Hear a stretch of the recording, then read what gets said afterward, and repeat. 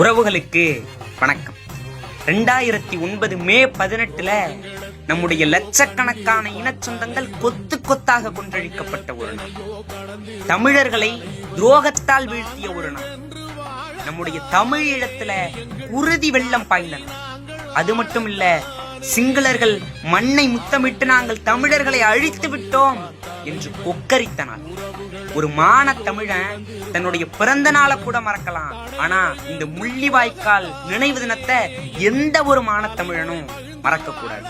அப்படிப்பட்ட நம்முடைய கருப்பு தினமான மே 18 முள்ளிவாய்க்கால் தினத்தன்று ஒரு தமிழர்களின் உணர்வையும் வலியையும் வேதனையையும் கடத்தும் விதமாக ஒரு பாடலை எழுதி வெளியிடலாம் அப்படின்னு ஒரு முதல் முயற்சியாகவும் ஒரு சிறிய முயற்சியாகவும் முன்னெடுக்கிறோம்.